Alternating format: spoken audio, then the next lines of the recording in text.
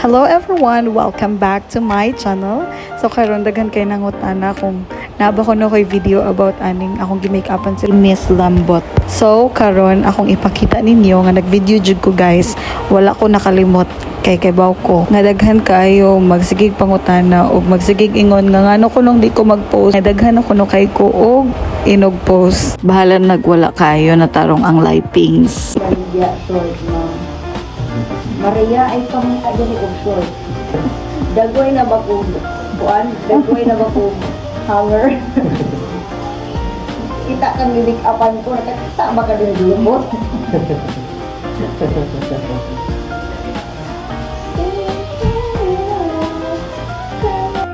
So after applying my moisturizer, nag-apply na ko og tone up sunscreen sa iyang face, and as you can see very natural ragid siya, very glowy. Kabantay mo nindot kay siya tan-awon, and nilighten ragid iyang face.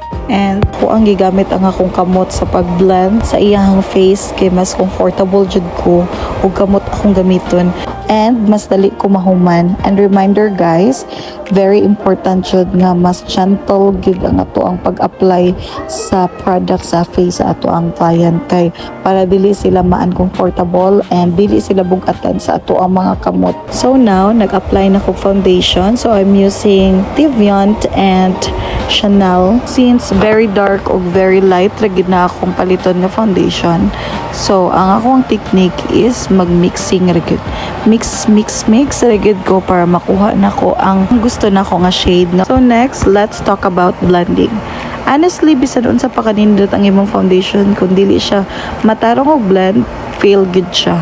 Fail good ang look. So next, nag-apply na ko og loose powder and gimixan na ko og pressed powder. Partner niya. Ikaw partner niya. Hindi, ikaw ba? Ikaw ba? Nasa jupra. While nag-makeup me, nagsigimig katawa, nagsigimig chika-chika. As in, lingaw kaayo si Ma'am Lambot. Very buutan and very humble region. So guys, daghan kaayo ang nagtuo nga kung daghan ang makeup, mas tindot ang result. Like daghan ang foundation, daghan ang powder, daghan ang blush, pero actually dili na siya mao ang real secret. The real secret is not about peeling product. It's about how you apply and blend them. And even simple makeup can look expensive, diba? Kung sakto lang ang amount, limpyo ang blending, natural ang finish, and then mo na to siya. Sa akong nakatunan lang, less is always more. Ang makeup murag pagtimpla ug pagkaon. Dili pa sabot nga daghaglamas, lami na. Kinahanglan sakto lang ang takos, and it's so much easier to add coverage than to fix a heavy, cakey base. Ikaduha, limpyo ang blending because blending is a workout physically and mentally. Walay harsh line, walay random patches, and ang tinuod nga luxury kay naa sa imuhang pasensya sa pag-blend hangtod na mo melt gyud ang product sa imuhang panit. And ikatulo, natural and finish. Ang modern goal sa makeup karon kay dili na ang magpaka-mascara. It's skin that looks like skin.